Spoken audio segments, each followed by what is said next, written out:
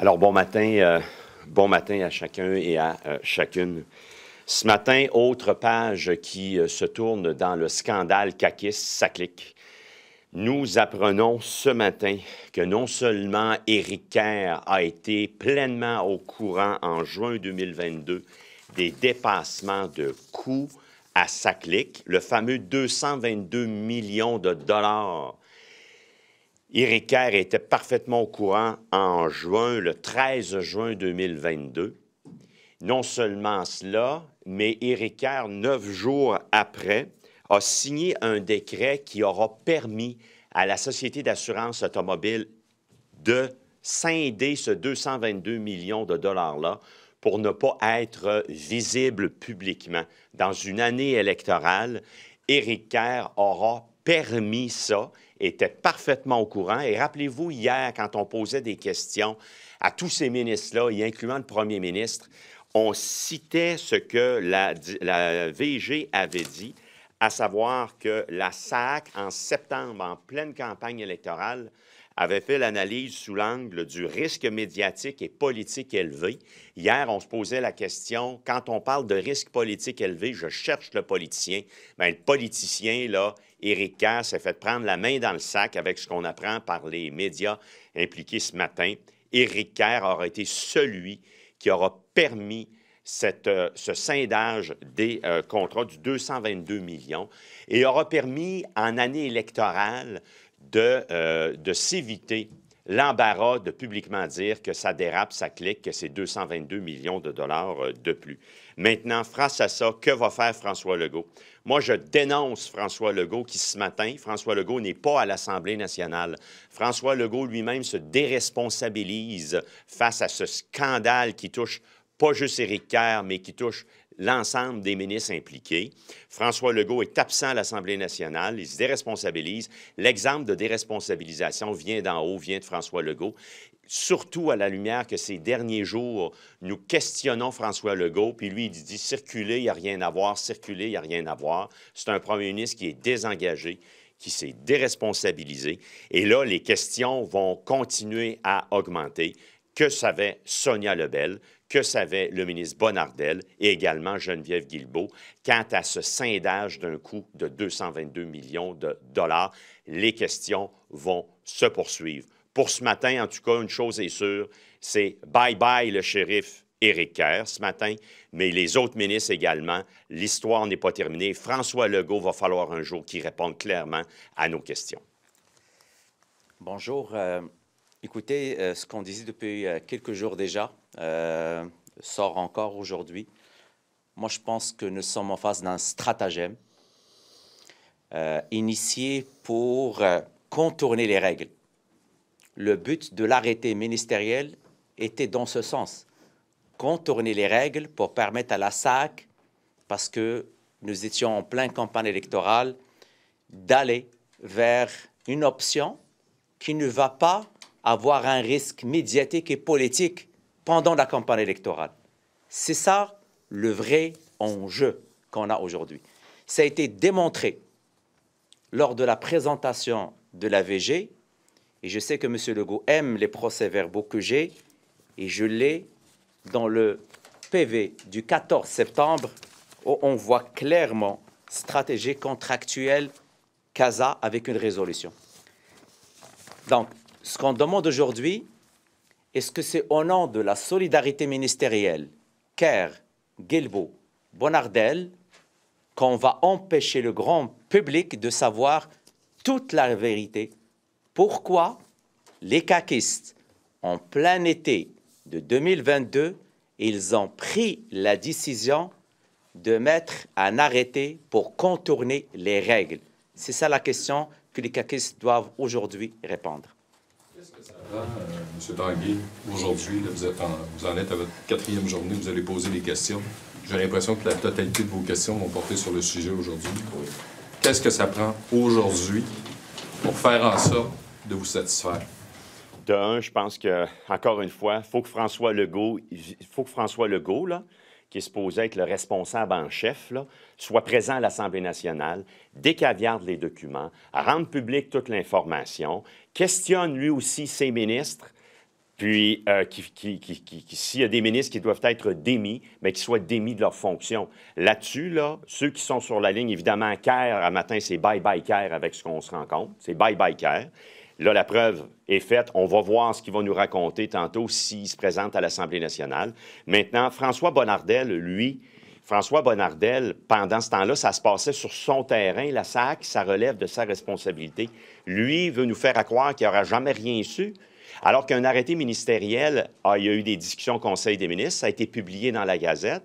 Alors, il y a eu clairement de l'influence politique, à notre sens, quand on voit le rapport de la VG. François Legault doit prendre ses responsabilités et doit, le cas échéant, faire toute la lumière et congédier les ministres fautifs. La semaine, vous avez toujours été contre une enquête publique. Aujourd'hui, à la lumière, là, entre autres des articles du Devoir, des articles du Journal de Montréal, du Journal de Québec, est-ce que vous êtes toujours sur votre position? Nous, ce qu'on dit, la commission d'enquête publique, on veut d'abord et avant tout avoir les résultats rapides. L'Autorité des marchés publics, ce qu'on demandait vendredi, a tous les pouvoirs d'enquête d'une commission d'enquête publique. Nous, ce qu'on veut d'abord, c'est que François Legault réponde à toutes nos questions, décaviarde les documents d'un. M. Tanguay, est-ce que l'AMP, ils ont un pouvoir d'enquête? Oui. Ça a été donné par la commission Charbonneau. Ils peuvent, entre autres, faire des sanctions à l'endroit de l'entreprise SAP, de l'Alliance, mais au niveau politique, ils ne peuvent rien faire. Là. La VG a donné son rapport. Donc, vous n'aurez rien au niveau politique avec ces deux enquêtes-là. Là. À moins que l'UPAC vienne arrêter un ministre. Là. Bien, nous, on veut que le rapport de l'Autorité des marchés publics soit rendu public rapidement. Et nous, on n'est pas fermé à une commission d'enquête publique, très clairement. Mais on veut rapidement, parce que commission d'enquête publique, ça peut prendre des années, ça. Nous, on veut rapidement tout décaviarder, l'Autorité des marchés publics remettre un rapport public rapidement. Et nous, on n'est pas fermé à une commission d'enquête publique. Ce que vous dites essentiellement, autrement, c'est que vous faites confiance au gouvernement Legault pour faire la lumière sur le volet politique de cette affaire. Bien, c'est à François Legault à répondre à nos questions rapidement, à décaviarder ce que l'on sait. Et en ce sens-là, l'Autorité des marchés publics doit remettre son rapport rapidement. Puis pour une commission d'enquête publique, on n'est pas fermé une commission d'enquête publique, mais rapidement. Une commission d'enquête publique aussi pourrait servir à François Legault de dire, bon, on va faire ça, ça va être mis en place dans 6 mois, dans 1 an, et à se rendre jusqu'aux élections. Ce qu'on veut, c'est rapidement avoir l'information. La première fois que vous démontrez l'ouverture pour la commission d'enquête publique. Oui, c'est la première fois aujourd'hui que vous démontrez une ouverture. Qu'est-ce qui a changé dans votre opinion? Bien, ce qu'on veut, c'est que rapidement, l'Autorité des marchés publics arrive avec les renseignements. Ce que l'on voit, les questions, là, de plus en plus, c'est que là, le politique est impliqué, là, qu'il y a eu du fling-flang. Quand on parle que la Société d'assurance automobile du Québec, en septembre, ce à quoi faisait référence la vérificatrice générale, des hauts risques politiques. On a posé nos questions à François Legault, puis il ne répondait pas aux questions. Mais la minute où le politique est, comme de plus en plus ça apparaît clairement par la preuve qui sort, est impliqué, on s'enligne, on s'en va, le cas échéant, vers une commission d'enquête publique. Mais nous, ce qu'on veut rapidement, là, c'est avoir l'information. Décaviarder, rapport rapide de l'AMP et une commission d'enquête publique. Nous, on est ouverts, mais après ces étapes rapides, qui peuvent être très rapides. Sur la défense, vous voulez que M. Legault annule son voyage à la TUC aujourd'hui? François Legault, il n'était pas prévu d'aller à la TUC dans son horaire en fin de journée hier. François Legault, visiblement, il n'aime pas nos questions mardi et mercredi. Puis François Legault s'est sauvé à la TUC. François Legault s'est sauvé de ses obligations. Mais sur la défense là, qui est faite par M. Kerr ce matin, à savoir, là, dans la présentation qui lui avait été faite en juin, il était clairement indiqué, là, noir sur blanc, que, bon, l'organisation était prête, les plans de communication sont élaborés, les mesures de mitigation sont en place pour la période de transition. Vous, malgré tout, vous dites donc, il savait... Oui. Bien, Éric Kerr, la présentation, on n'a pas le texte de la présentation. Alors, qu'il la rende publique, Éric Kerr, c'est un autre élément. Aussi, ce qu'on apprend dans l'article, c'est que tout n'était pas ouvert dans la présentation qui a été faite. Alors, il peut bien prendre la dernière page puis regarder, il y a plus de vert qu'autre chose. Mais dans la présentation, on voyait déjà qu'il y avait des retards. Dans les statistiques, entre autres, des tests préalables, il y avait énormément de retards. Et là, on apprend en plus que non seulement il y avait des retards puis que ça avançait pas du tout bien, il y avait un dépassement de coût de 222 millions de dollars. Non, mais c'est dans le même sens. C'est pour cela qu'on demande de décaviarder les procès-verbaux. Décaviarder les procès-verbaux, c'est très simple. EY mentionnait dans l'article Le Devoir, ils étaient là, mais c'est caviarder ce qu'ils ont dit au conseil d'administration.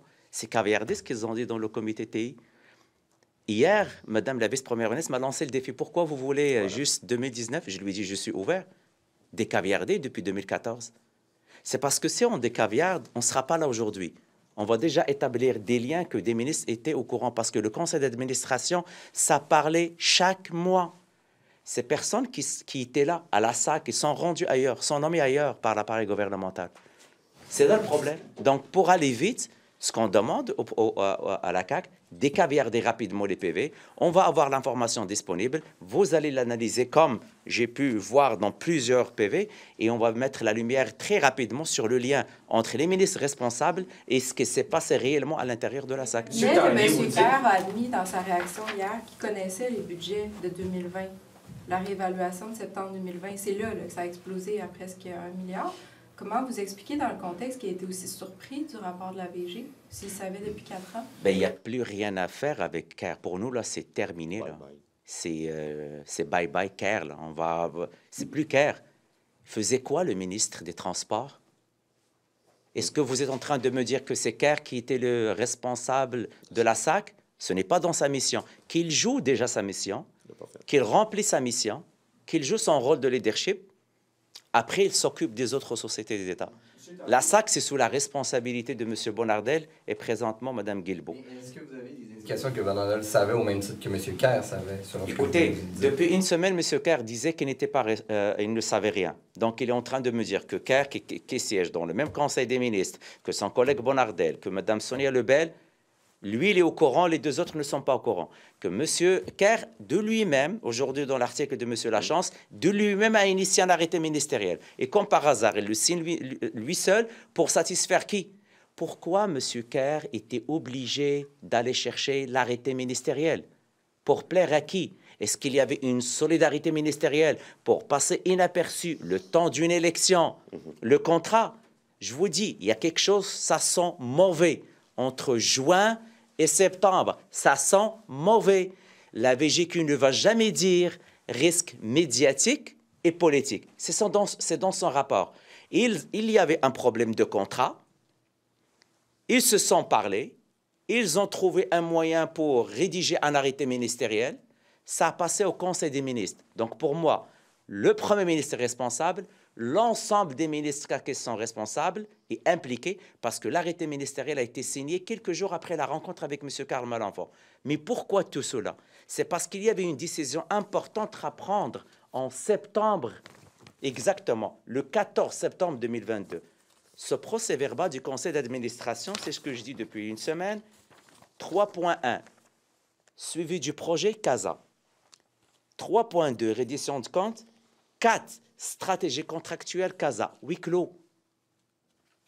Si on décaviarde ce procès-verbal et celui de juin, avec ce qu'on sait aujourd'hui, avec l'article du Journal de Montréal de M. Nicolas Lachance, avec le rapport de la VGQ, nous sommes en train d'écrire ce qui s'est passé entre juin et septembre et on va conclure pourquoi il y avait un risque politique et médiatique. Vous dites François Legault se sauve à la tuque. Oui. Là, on s'en va en pause parlementaire de 2 semaines. Oui. Vous avez été au pouvoir. Est-ce que ça peut être une stratégie? Je sais que vous n'avez pas lâché le morceau, là, mais qu'est-ce qui attend le gouvernement avec cette histoire-là au cours des prochains jours, même s'il y a une pause? Là? On ne va pas lâcher le morceau. Nous, on va continuer. Puis le travail journalistique fait son œuvre également. On en apprend littéralement de plus en plus jour après jour. Alors, François Legault s'est fixé un rendez-vous hier en fin de journée pour s'empêcher, pour s'éviter d'être à l'Assemblée nationale puis de continuer de répondre à nos questions ce matin. Mais ça ne changera pas le fait que nous, on va continuer à poser des questions. Il s'est sauvé de ses responsabilités, François Legault, physiquement ce matin de l'Assemblée nationale et également dans ce dossier-là, il s'est sauvé de ses responsabilités. Ils ne feront pas accroire personne qu'Éric Kerr, tout seul dans son coin, a fait adopter un décret ministériel là, rédigé. Il n'en a pas parlé à François Bonardel. C'est dans sa cour, la SAC, ça ne tient pas la route. François Bonardel, nécessairement, savait, François Bonardel, de ce qui se passait dans sa Société d'assurance automobile du Québec. Sonia Lebel également. Le dû voir passer ça, c'est la présidente du Conseil du Trésor, Sonia Lebel. Puis la ministre Guilbeault également, s'est fait faire un rapport quand elle a pris le ministère en octobre 2022. Là, on commence à voir qu'il y a eu des mensonges là-dedans. Là. Éric Kerr n'a pas tout dit la vérité du tout dans ce dossier-là. Pour ça que pour nous, ce matin, c'est bye-bye Kerr. Maintenant, on veut savoir Bonnardel, Lebel et Guilbeault. Et François Legault, là, faut qu'il y voie, puis il faut qu'il donne réponse à tous les Québécoises et Québécois. Comment vous expliquez que le gouvernement envisage de suspendre la nomination de l'ancien sous-ministre, de M. Kerr, mais pas M. Kerr lui-même qui était assis à côté de lui dans la réunion? C'est exactement la réflexion. Quand j'ai lu le X de Sonia Lebel qui dit, je la cite, « Considérant les allégations qui circulent à l'endroit de Pierre E. Rodrigue, François Legault aurait pu envoyer le même X. Considérant les allégations qui circulent à l'endroit de mes ministres, je les suspends ou je les démissionne. » Sonia Lebel, si Pierre E. Rodrigue n'est plus fréquentable ou n'est plus nommable, imaginez-vous le ministre qui était assis à côté de lui puis qui a tout vu passer, je le vois ça comme étant également un jugement porté à l'endroit du travail d'Éric Kerr. Et on veut savoir également Bonnardel. M. Tanguay, on vient de m'informer qu'on a annulé l'étude détaillée du projet de loi 82 ce matin sur l'identité numérique, ce matin et cet après-midi. On va voir la suite des choses. Pour nous, c'est bye-bye le shérif. Bye-bye, mon cowboy, finalement, Éric Kerr. Alors, on veut savoir maintenant. François Legault doit nous aider à savoir ce qui s'est passé avec Bonnardel, avec Lebel puis avec Guilbeault. Éric Kerr se cache aussi. Je ne sais pas s'il va être là, lui, à l'Assemblée nationale. Je ne sais pas s'il va être là à l'Assemblée nationale. Chose certaine, François Legault, il se cache. François Legault se défile. François Legault ne remplit pas ses responsabilités. L'exemple vient d'en haut. François Legault qui se cache de ses responsabilités, ça, c'est le ton qu'il donne à tous ses ministres. Il n'y aura jamais eu, même aujourd'hui, il n'y aura jamais eu un ministre responsable de quoi que ce soit depuis 7 ans dans ce dossier-là. C'est épouvantable. Un scandale, Legault. Peut-être en terminant, comment expliquer qu'avec tout ce qu'on sait, François Legault a rétrogradé des ministres par le passé pour beaucoup moins que ça. Comment vous expliquez que là, il n'agit pas? Un chum, c'est un chum. François Legault a dit, lorsqu'on a demandé la démission d'Éric Kerr il y a 1 an et demi, en début 2023, François Legault a dit textuellement pour le garder en place, François Legault a dit, il est là depuis longtemps, il est là depuis le début. Ça, c'est un chum qui rend service à un chum. C'est un chum qui protège un chum. Maintenant, après Kerr, là, c'est bye-bye Kerr. On veut savoir Bonnardel, Lebel, Guilbeault, puis François Legault, là, qui arrête de se défiler, puis qui fasse sa job de premier ministre. So to you, Mr. Legault is hiding out in Leinster? Absolutely. François Legault, run off his obligation, answering our questions today.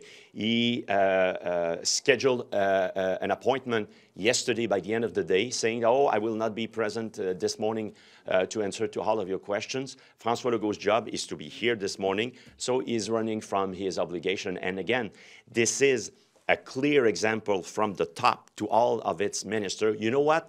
In case of trouble, you can run from your obligations, just deny, don't answer the question. So François Legault now must change his perspective, must ask questions. Otherwise, he is as responsible in this case as his ministers who have acted badly. At this point, is there anything that Mr. Kerr could do to salvage himself as a minister, or do you think that he absolutely has to step down? There's just one thing to do for Mr. Kerr, and it's to resign. Mr. Tanguay, the fact that Mr. Kerr, apparently from Le Devoir, knew about the costs of SACLIC since 2020 and then 2022, and there is this ministerial decree to let SACLIC have a bigger envelope. What does that tell you about everything he told you since last week? We don't have, for a long period of time now, we don't have any confidence in Éric Kerr. For us, Éric Kerr knew way more than he was saying. And, you know, you can run from the truth, but at a certain point in time with the journalists, with the excellent work, the truth will come out. And again, it's... For a long period of time now, we don't have any more confidence in Éric Kerr. And now the question is, how about Sonia Lebel, Bonnardel, and Guilbeault, and François Legault? They're running from there. They're not accountable, this government, which is a pity. It's just that when you go back to Éric Kerr, yes, he was in the opposition asking tough questions, and we have lots of examples of this. Mr. Legault, whether or not he changed the schedule to not be here today and being in Latuc, I don't have this information. But why is he protecting Éric Kerr? Because he's protecting a friend. François Legault is protecting a chum. François Legault, when we asked for the resignation of Éric Kerr back at the beginning of 2023 with the fiasco SAC-CLIC, when we had, for us, the obvious evidence that he hasn't done his job properly, we were asking to Premier Legault to get rid of Éric Kerr in his cabinet. At the end of the day, for us, it was crystal clear that François Legault mentioned as the reason why he was keeping Éric Kerr in place. You know, he's there with us from the beginning, and that was the reason why François Legault kept him. So he's protecting a friend. François Legault is protecting his good friend Éric Kerr. But we need the Premier to do his job. And the fact that the man that, like the main colleague of Éric Kerr for years, had this nomination yesterday at the cabinet meeting. Yeah. Nobody around the table Absolutely. at the cabinet meeting saw red flags? Nobody. And again, this is unrealistic that François Bonnardel never had a conversation with Éric Kerr. Oh, what's happening within under my responsibility? SAC is under the responsibility of François Bonnardel. So to go back to this nomination, nobody around the table said maybe it's not the right timing because there's a fiasco at SAC-CLIC and Mr. Rodrigue was so involved. So that tells us the level of unresponsibility that tells us a lot about this bad government. And again, more than Éric Kerr, there's a lot of other people who know, and the ministers, there's a lot of ministers who know what's going on here, and it's not only him, of course. Are you calling, just to clarify, are you calling, like the other opposition parties, do you now want to see a parliamentary commission and inquiry? We're not against a public commission to inquire, but first, we need to have the procès-verbaux to be declassified very rapidly. We want to have a report quickly by the AMP, l'Autorité des marchés publics. They have all the powers to inquire. So we need to have these two steps rapidly and quickly. And we're open to have afterwards to have a public commission to go further. But in the meantime, we need to have the truth. In terms of timing, we're about to go on a 2-week break here. News cycle moves on, especially with what's going on in the White House, the tariffs, all that kind of thing. Is there a risk that this kind of gets pushed away? No, because for us, it's going to be the strategy of this government. It's going to be François Legault's strategy to try to set this aside and to quiet things out. But that being said, it's scandalous what happened here, and the scandal will stay even in 2 weeks from now. And during that period of time, we will continue asking questions. And I think that we will learn, not because the minister decided to speak, because of your work, the journalists, because of people who are saying, no, I will not be the only responsible in this. The ministers knew about that. Merci beaucoup.